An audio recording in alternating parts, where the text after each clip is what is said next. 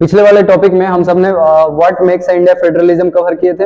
अब जो है how is federalism practised in India, how federalism practice in India. तो अभी क्या है कि पिछले वाले टॉपिक में क्या पढ़े और इस वाले टॉपिक में क्या पढ़े उसको समझते हैं। सबसे पहले अभी क्या है कि पिछले वाले टॉपिक में हम कॉन्स्टिट्यूशनल प्रोविजन पढ़े थे कि वो सारे प्रिंसिपल जो फेडरलिज्म का है उसको कॉन्स्टिट्यूशन में मेंशन किया गया कि इंडिया में ऐसे ऐसे फॉलो होगा। ठीक है, तो constitutional provision are necessary for the success of federation. तो कॉन्स्टिट्यूशनल प्रोविजन तो नेसेसरी है ही, जरूरी है ही, लेकिन उसके साथ साथ एक और रिस्पॉन्सिबल है, वो है नेचर ऑफ डेमोक्रेटिक पॉलिटिक्स।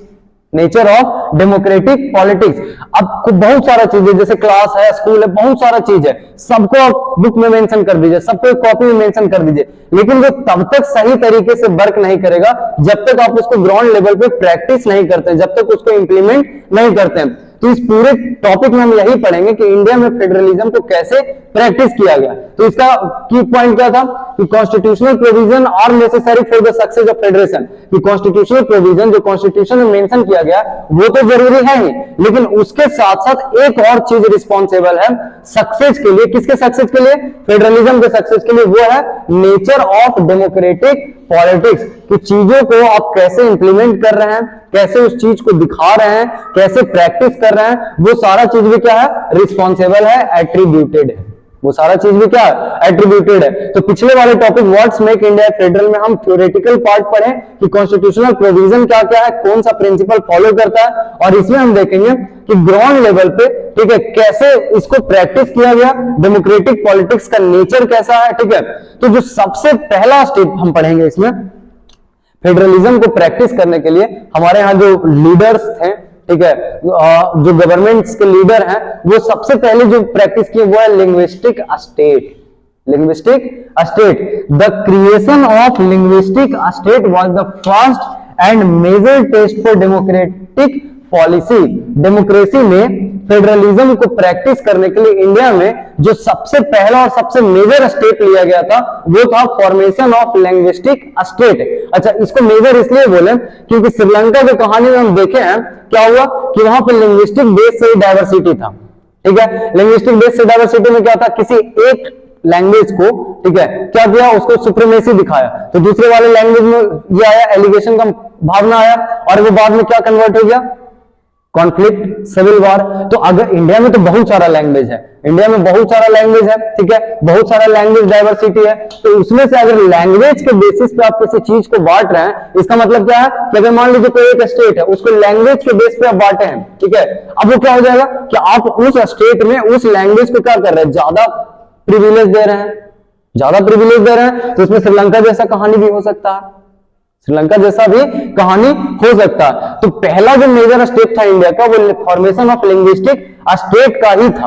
पहला जो स्टेप है वो formation of linguistic state. Linguistic means on the basis of language. अच्छा, सारे स्टेट को लैंग्वेज के बेस पे नहीं बांटा गया, बहुत सारे स्टेट को उसके कल्चर के हिसाब से, एथेनिसिटी के हिसाब से और उसके ज्योग्राफी के हिसाब से भी क्या किया गया है, बांटा गया है। ठीक है, पहला स्टेप क्या है, linguistic state. The creation of linguistic state was the first and the major test for the democratic policy. और बहुत सारा स्टेट और भी हैं जिनको क्या किया गया, कल्चर, एथेनिसिटी और ज्योग्राफी के बेस पे भी बांटा गया, जैसे नागालैंड। ठीक है, जैसे क्या है नागालैंड, एक सेकेंड, एक जो है नागालैंड है उसको क्या किया गया, नागालैंड को बांटा गया।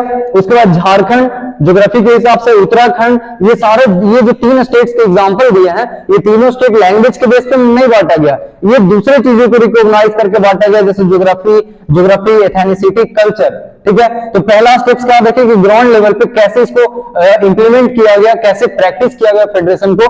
उसमें सबसे पहला था फॉर्मेशन ऑफ लिंग्विस्टिक स्टेट। तो इसमें प्रॉब्लम क्या था, अब प्रॉब्लम को हम समझते हैं।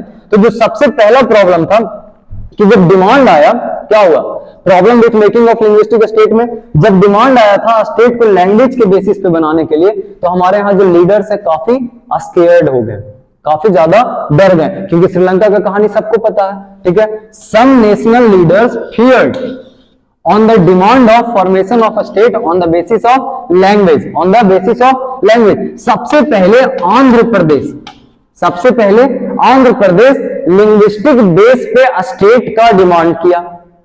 ठीक है, अब जब डिमांड आया तो डिमांड आने के साथ क्या हुआ, जो लीडर्स थे उनको कहानी याद आया। ठीक है, तो उनको ऐसा लगा कि कहीं डिसइंटीग्रेट ना कर दे कंट्री को, कॉन्फ्लिक्ट ना क्रिएट कर दे, डाइवर्सिटी को और बढ़ा ना दे, तो वो क्या कर रहे थे, इस डर से फॉर्मेशन ऑफ स्टेट को क्या कर रहे थे, बहुत दिनों तक क्या किए, टाल रहे थे, बहुत दिनों तक टाल रहे थे। बोले छोड़ो हटाओ, चलते गए छोड़ो हटाओ। लेकिन जब मामला गंभीर हो गया, जो मूवमेंट था, डिमांड था, ठीक है, जो मूवमेंट चलाया गया था आंध्र प्रदेश में लिंग्विस्टिक बेस पे स्टेट को बनाने का जो डिमांड था, उसके बाद क्या हुआ, जब वो वायलेंट हो गया, उनमें से एक जो थे, मतलब जो मुख्य आंदोलनकारी थे, मूवमेंट में जो रोल निभा रहे थे, उनका क्या हो गया, भूख हड़ताल की वजह से डेथ, भूख हड़ताल की वजह से डेथ। और मजबूरन सरकार को क्या करना पड़ा, आंध्र प्रदेश को सबसे पहला लैंग्वेज के बेस पे स्टेट अनाउंस किया गया।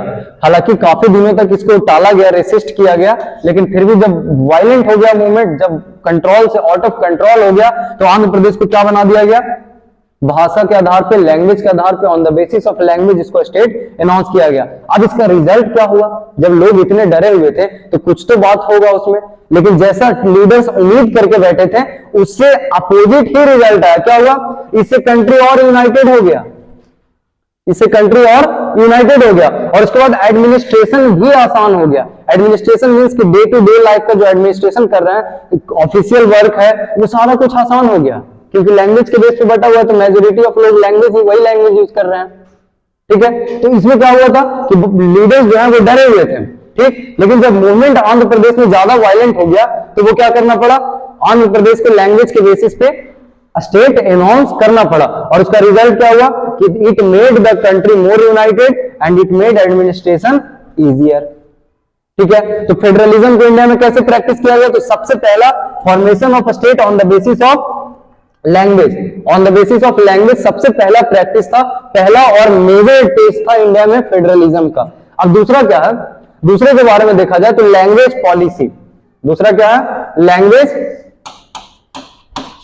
पॉलिसी।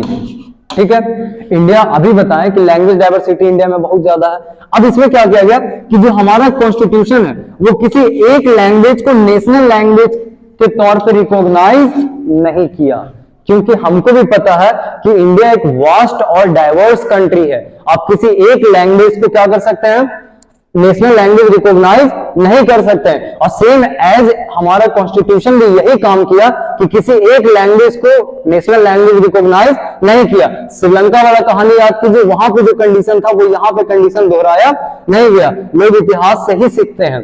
तो अभी क्या हुआ कि किसी एक लैंग्वेज को क्या किया गया, नेशनल लैंग्वेज रिकॉग्नाइज नहीं किया गया। हिंदी को, ठीक है, ऑफिशियल लैंग्वेज, और 21 और लैंग्वेज, मतलब 21 और 1 22, 21 other language recognised as scheduled language. Scheduled language means कि एक एग्जांपल भी दिया गया है कि आप इन 21 लैंग्वेज में जिस लैंग्वेज में चाहे उस लैंग्वेज में एग्जाम दे सकते हैं। मतलब कि कोई जबरदस्ती नहीं आप पे कि आपको जब काम करना है ऑफिशियल एग्जाम तो हिंदी में करना है। इन 22 लैंग्वेज में से आप किसी एक लैंग्वेज को चूज कर सकते हैं। It's totally depend upon you. अभी क्या कि according to the constitution, constitution के हिसाब से इंग्लिश का यूज 1965 में बंद कर दिया गया था। इससे पहले कॉलोनियल पीरियड था, सारा वर्क इंग्लिश में ही हो रहा था। तो इंडिपेंडेंट के बाद क्या हुआ, 1965 में इंग्लिश का यूज बंद कर दिया गया। लेकिन बहुत सारे लोग ऐसे थे जो नॉन हिंदी स्पीकर हैं। ऑफिशियल वर्क के लिए बहुत सारे लोग क्या है, नॉन हिंदी स्पीकर हैं। तो वो क्या किए, जैसे तमिलनाडु, वो सब प्रोटेस्ट करना शुरू कर दिए। वो सब क्या किए, प्रोटेस्ट करना शुरू कर दिए और डिमांड किए इंग्लिश को ऑफिशियल लैंग्वेज के तौर पे। जैसे हिंदी ऑफिशियल लैंग्वेज था और बाकी एक ऐसा शेड्यूल्ड लैंग्वेज है, वैसे इंग्लिश को क्या डिमांड किए। तमिलनाडु के लोग और भी हैं जो नॉन हिंदी स्पीकर हैं, वो प्रोटेस्ट करके क्या बोले कि इंग्लिश को ऑफिशियल लैंग्वेज का दर्जा दिया जाए। ठीक है, तो बाद में सरकार क्या किया, गवर्नमेंट क्या किया कि इंग्लिश को हिंदी के साथ साथ, मतलब दोनों लैंग्वेज अब क्या है, ऑफिशियल लैंग्वेज है। दोनों लैंग्वेज को आप यूज कर सकते हैं, कोई दिक्कत यहां तक। तो इंग्लिश को तो ऑफिशियल लैंग्वेज कर दिया, लेकिन गवर्नमेंट जो है हिंदी को प्रमोट करना बंद नहीं किया। Government continue promoting the Hindi, continue promoting the Hindi. लेकिन वो क्या किया, प्रमोट करने का मतलब कि वो इंपोज नहीं कर रहा। इस बात में कंफ्यूज मत कीजिए कि हिंदी को प्रमोट कर रहे हैं, इंग्लिश को नहीं कर रहा है। प्रमोट करना मीन्स कि आप पे इंपोज नहीं करना।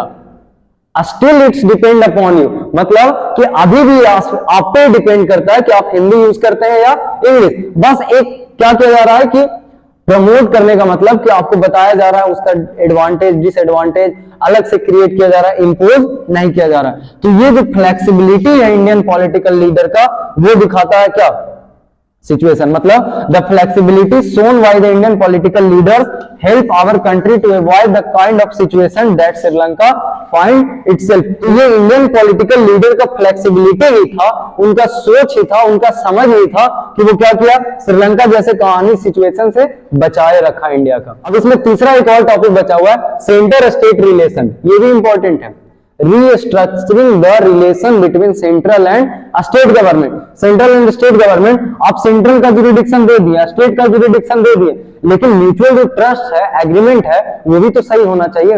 आप दोनों प्रोविजन मिलने के बाद लड़ते रहिए तो ऐसे तो इंडिया यूनाइटेड नहीं होगा, ऐसे तो कंट्री यूनाइटेड नहीं होगा, है ना। तो इसके लिए क्या करना पड़ेगा, हमको फिर से रीस्ट्रक्चर करना पड़ेगा दोनों के रिलेशन को। फर्स्ट टायर ऑफ गवर्नमेंट जो यूनियन गवर्नमेंट है और जो स्टेट गवर्नमेंट है, इन दोनों के रिलेशन को रीस्ट्रक्चर करना होगा, सही करना होगा, ठीक है।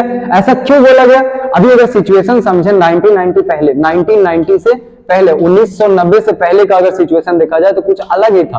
क्या था, पूरे कंट्री में एक ही पार्टी का गवर्नमेंट है, स्टेट पे हो या फिर सेंट्रल पे हो। अभी यह बात आपको ही पता है कि किस पार्टी का गवर्नमेंट है, कांग्रेस का ही गवर्नमेंट था, ठीक है। तो 1990 से पहले क्या है कि किसी एक पार्टी का गवर्नमेंट सारे स्टेट्स में और सेंट्रल गवर्नमेंट में। तो उस बीच में अगर रीजनल लेवल पे कोई एक आध पॉलिटिकल पार्टी आया भी, गवर्नमेंट बनाया भी, तो उसको सेंट्रल गवर्नमेंट रिकॉग्नाइज ही नहीं करता था, उसके पावर को अंडरमाइन कर रहा है। तो इससे क्या होगा कि रिलेशन खराब हो रहा है। जैसे कि सेंट्रल गवर्नमेंट आपका है और मेजोरिटी ऑफ स्टेट गवर्नमेंट आपका है, उसमें से कोई एक आध स्टेट में रीजनल पार्टी ऊपर आया, ठीक है, और उस सरकार बनाया, तो उस पे सेंट्रल गवर्नमेंट उसको रिकॉग्नाइज ही नहीं कर रहा, उसके पावर को अंडरमाइन कर रहा है। तो जब आप किसी के पावर को अंडरमाइन कीजिएगा तो एलिगेशन का फीलिंग आएगा ना, एलिगेशन का फीलिंग तो आएगा ही आएगा। तो उस क्या करेगा, रिलेशन खराब करेगा, ठीक। लेकिन ये एरा 1990 के बाद बदला, 1990 के बाद ये एरा जो है बदला, क्योंकि बहुत सारे स्टेट में रीजनल पार्टी उभर के ऊपर आ रहे थे। और रीजनल पार्टी उभरने का मतलब कि अब सेंट्रल गवर्नमेंट में किसी को भी क्लियर मेजोरिटी नहीं मिल रहा था। तो ये जो एरा आया था कोलाइजन गवर्नमेंट का आया।